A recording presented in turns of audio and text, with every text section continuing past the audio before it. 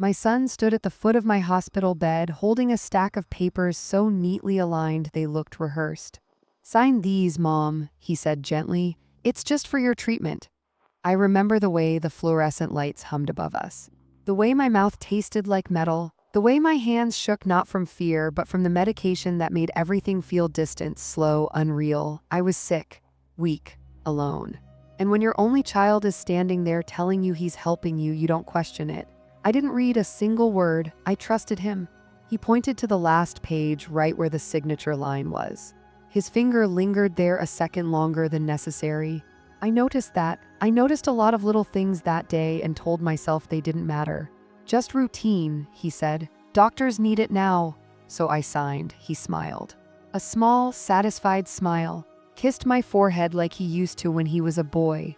Then he gathered the papers, tucked them under his arm, and left the room without looking back. It wasn't until later, much later, that I understood what I had actually signed.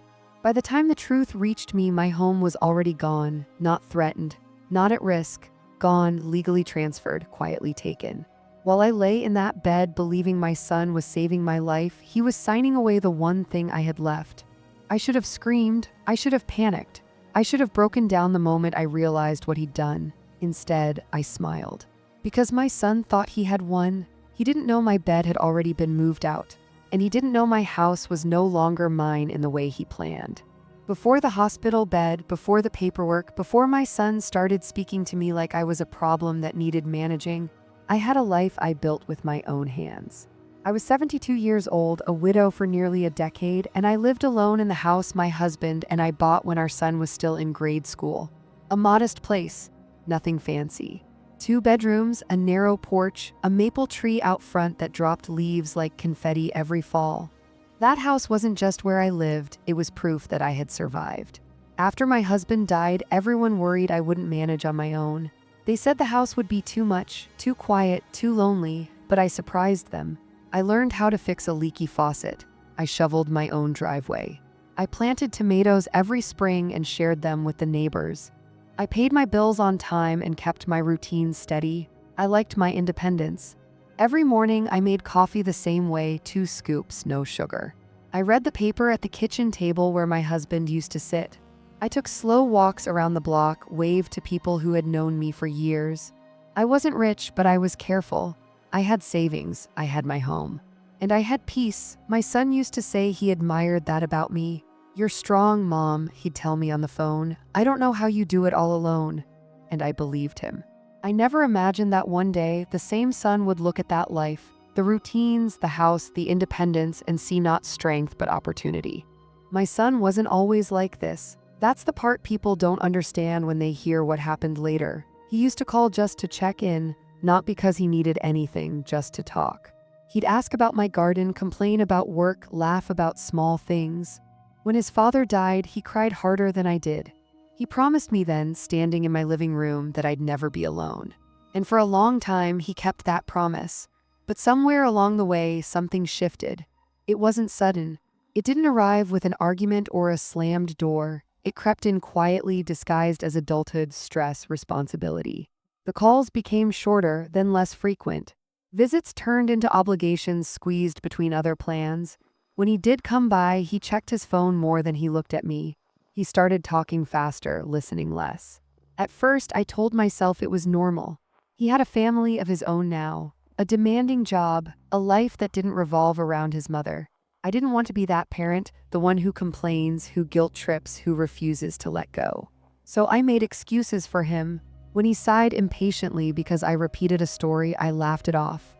When he talked at me instead of with me, I stayed quiet. When he started saying things like, "You shouldn't be living alone anymore, Mom," I told myself it came from concern. Still, little comments began to pile up.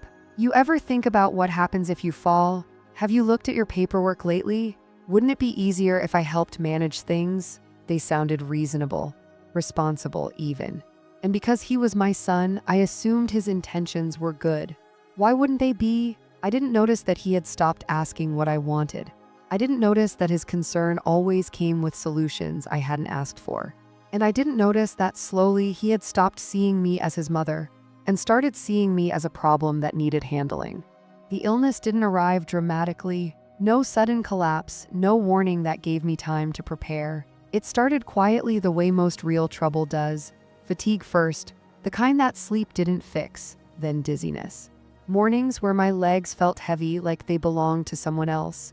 I told myself it was age, grief. Maybe I hadn't been eating enough. I ignored it longer than I should have. The day I finally went to the doctor, my son insisted on driving me. "You shouldn't be behind the wheel like this," he said, already holding my coat. "Let me handle things." At the clinic, words blurred together: tests, scans, follow-up appointments. I remember nodding a lot, pretending I understood everything, even when my head felt full of cotton. When the doctor mentioned hospitalization for observation, my son answered before I could. "That's probably best," he said. "I'll take care of everything." And just like that, my world shrank to a hospital room. Days blended together, nurses came and went. Medications made time feel slippery. I slept at odd hours. Sometimes I woke up confused, unsure if it was morning or night. I hated that feeling, being dependent, being unsure of my own body. My son was suddenly everywhere. He spoke to doctors in the hallway. He handled phone calls. He brought forms and said things like, "This is just temporary and don't worry about it, Mom, I've got it." I was grateful, embarrassed, relieved. When you're sick, really sick, something happens to your sense of authority. You stop feeling like the person in charge of your own life. Decisions feel heavy. Questions feel exhausting. You let someone else take the wheel because you don't trust your hands to stay steady. That's when he brought the papers, not rushed. Not frantic, calm, prepared. And I didn't realize it then, but by the time my illness took my strength, it had already given him something else: opportunity. He came in late that afternoon, just as the nurse finished adjusting my IV. The room smelled faintly of antiseptic and warm plastic, and the window showed nothing but gray sky. I remember thinking how quiet everything felt, like the world had narrowed to that bed and the sound of my own breathing.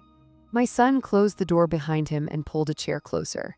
"I talked to the doctors," he said softly, "the way you speak to someone you don't want to scare. There's some paperwork we need to take care of." He placed the stack of papers on the tray table and smoothed them with his palm, lining the corners up perfectly. Too perfectly. I noticed the way he didn't meet my eyes right away. "What kind of paperwork?" I asked, my voice thinner than I expected. "Medical consent, insurance stuff. Just so they can move forward with your treatment without delays," he replied quickly. "It's standard."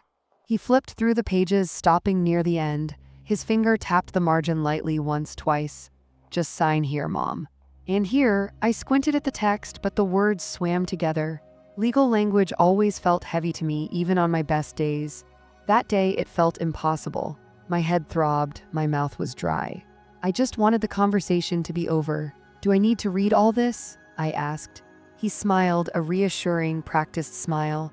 "No, it's nothing you need to worry about. I already went through it with the hospital. I wouldn't let anything happen to you." I wanted to believe that. I needed to believe it. There was urgency in the air, subtle but intentional. The way he checked his watch. The way he said, "They really need this today." The way he leaned closer, lowering his voice like we were sharing a secret. So I picked up the pen. My hand shook as I signed the first page, then the second, then the last. Each signature felt heavier than the one before, though I couldn't have said why. Somewhere deep inside me, something stirred, an instinct maybe, but I pushed it down. This was my son. This was about my health. This was about trust. When I finished, he gathered the papers quickly, almost too quickly, slid them back into their folder and stood up. "You did great, Mom," he said, kissing my forehead. "I'll take care of everything." He left the room without waiting for a response. I stared at the empty doorway long after he was gone, a strange unease settling in my chest. I told myself it was just the medication, just fear, just exhaustion. I had no idea that with those signatures, I hadn't just given consent for treatment. I had handed him the keys to my life. At first, nothing dramatic happened. No alarms, no confrontations, just changes, small ones. A nurse asked me almost casually where I planned to go after discharge. "Go," I repeated. "Home," she hesitated. Just for a second, then smiled too quickly. "Oh, of course." Later that evening, my son called, not to ask how I was feeling, but to tell me he'd taken care of a few things. "I spoke to someone about your living situation," he said. "Just to make things easier when you get out." What living situation? I asked. Don't stress about it, Mom, he replied. You need to focus on healing. I noticed he had started using that phrase a lot, don't stress. As if stress was the problem, as if questions were dangerous. The next day, a woman I didn't recognize came into my room with a clipboard. She introduced herself as a discharge coordinator. She asked about mobility, support systems, follow-up care, and then she said, "Your son mentioned you won't be returning to your previous residence." I laughed softly, certain she had misunderstood. "My house, of course I am." She blinked. Looked down at her papers. "Oh, let me double check." When my son arrived later that afternoon, I brought it up. Lightly, casually, I didn't want to seem ungrateful. "She must be confused," he said immediately. "There's been a lot of paperwork." Paperwork, that word again. Over the next few days, more strange comments slipped through the cracks. A nurse asked if I needed help packing my belongings. A social worker mentioned transition arrangements. My son talked about donating furniture I wouldn't need anymore. "Why would I donate my furniture?" I asked, trying to keep my tone calm. He smiled. That same calm, controlled smile. "Mom, let's not get ahead of ourselves." I started paying closer attention after that, to how he always answered for me, to how conversations stopped when I entered the room, to how people kept looking at me with a mix of sympathy and something else, something heavier. One afternoon, while my son stepped out to take a call, a nurse leaned in and whispered, "If you have questions about your paperwork, you're allowed to ask." The way she said it made my stomach tight.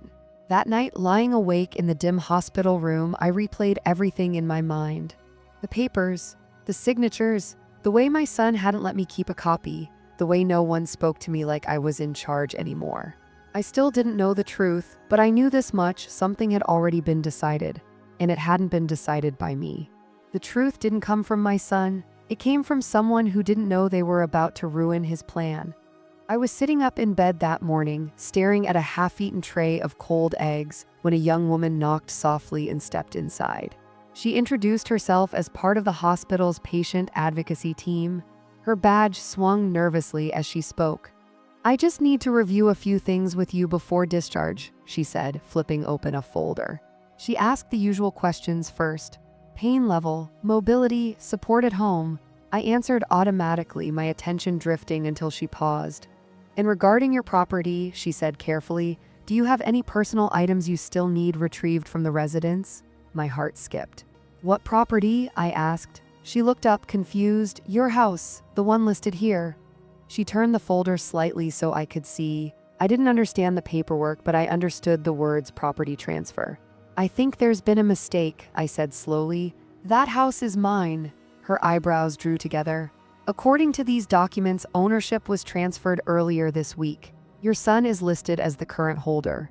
The room went very quiet. I felt it then, that sharp, unmistakable drop in your stomach when something you didn't even know was at risk suddenly disappears. My ears rang, my hands went cold. "Transferred how?" I asked. She hesitated. "Through a signed authorization and deed adjustment. It was processed as part of a broader power of attorney filing." Power of attorney. The words hit me harder than any diagnosis. I thought back to the papers, the urgency. The way he'd flipped straight to the last page. The way he'd said medical consent without ever saying property or home or ownership. "That's not possible," I whispered.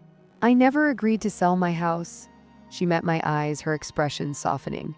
"You didn't sell it, you signed over control." The room felt like it was tilting. In that moment, everything snapped into place. The questions about where I'd live, the talk of donating furniture, the discharge plans that didn't include my address. My son hadn't reacted to my illness with fear. He'd reacted with strategy. I thanked the woman and asked for a moment alone. When she left, I stared at the wall, breathing slowly, carefully, as if any sudden movement might shatter me completely. My son had stood at my bedside, held my hand, told me he was protecting me. And while I trusted him with my life, he had quietly taken my home. I felt the pain then, deep, sharp, personal, but beneath it something else surfaced. Clarity, because my son thought I was still confused, still weak, still unaware. And he had no idea that while he believed everything was finished, this was the exact moment I stopped being powerless. I didn't cry right away, that surprised me. I sat there alone in that hospital room, listening to the steady beep of a monitor, staring at the same pale wall, and I felt still. Not numb, not broken, just very, very clear. Betrayal has a way of stripping things down to their truth. In one instant, the fog lifts. You stop wondering why, you stop hoping for misunderstandings, you stop waiting for explanations that will never come. My son had done this on purpose, not in a moment of panic, not out of confusion, but carefully, quietly, step by step. I replayed everything with new eyes, the way he'd practiced his tone, the way he'd chosen the hospital when I was weakest, medicated, dependent, the way he'd framed control as care, protection as urgency, love as paperwork, and then something else became clear. He thought I was finished. He believed the illness had taken more than my strength, that it had taken my awareness, my authority, my ability to act. He believed I would rage or beg or crumble once I understood. That was his mistake. Because lying there in that bed, I realized something important. He didn't need me to panic. He needed me to stay confused. So I decided to do the one thing he would never expect. I stayed quiet. When he visited that evening, I didn't confront him. I didn't ask questions. I didn't let anything show on my face. I thanked him for handling things. I let him explain arrangements I knew were lies. I nodded when he spoke, just like before, and I smiled. Not a warm smile, not a forgiving one, a patient smile. Because while my son believed the story was over, I had already begun rewriting the ending. The hardest part wasn't staying quiet. The hardest part was acting weak when I wasn't. While my son believed I was still confused, still foggy from medication, still grateful for his help, I was listening, remembering, replaying details I had filed away years ago and never thought I'd need again. Because the truth was, my house was never as simple as he thought. Years earlier, after my husband died, a friend had warned me gently, if anything ever happens to you, make sure no one can move things around while you're vulnerable. I'd taken that advice seriously. Maybe too seriously, according to my son back when he still joked about me being overprepared. I had set things up quietly, carefully, not because I distrusted my son, but because I trusted life to be unpredictable. There were conditions attached to my home, safeguards, delays, requirements that didn't disappear just because someone rushed paperwork through while I lay in a hospital bed. Protections that only activated when someone tried to act too quickly. And most importantly, nothing could be finalized without me being fully discharged, mentally cleared, and physically relocated. Something my son had already arranged. That was the irony. The day after I overheard the truth, a nurse mentioned casually that my bed assignment had been changed. My discharge date was suddenly accelerated. My personal belongings were being inventoried. A transfer facility had been notified. My son was moving fast, too fast. He didn't realize that in his rush to remove me from the house, he triggered the very safeguards he didn't know existed. He thought control came from signatures alone. He thought ownership was instant. Clean, finished, it wasn't. From my hospital bed with my phone tucked quietly beneath the blanket, I made 2 calls he never saw, short ones, calm ones. The kind that don't sound like desperation because they aren't. By the time my son came in that evening, confident and relaxed, explaining that everything was settled, the truth was already moving in the opposite direction. My bed was being moved out of the house, not because he wanted it gone, but because it had to be. And while he believed he had taken my home, he had no idea it was already out of reach. My son expected gratitude. That was the first thing that struck me when he walked into my room the next morning. He looked relaxed, almost relieved, like a man who believed the hard part was over. He carried himself differently now, straighter, lighter, already imagining a future he thought he had secured. "Everything's done, Mom," he said, pulling a chair close. "The house is taken care of. You don't need to worry about any of that anymore." I nodded, said nothing.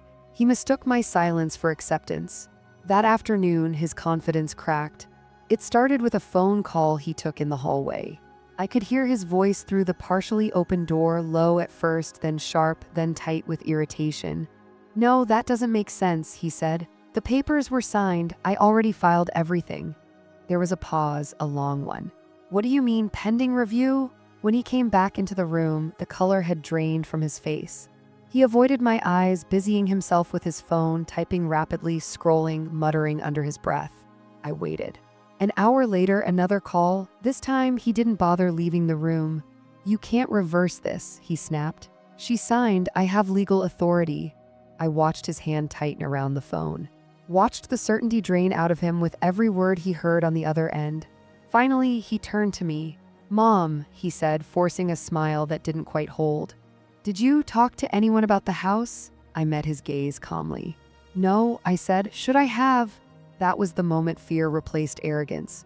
He didn't yell. He didn't accuse me. He just stared as if seeing me for the first time, not as a patient, not as someone to manage, but as a problem he hadn't accounted for.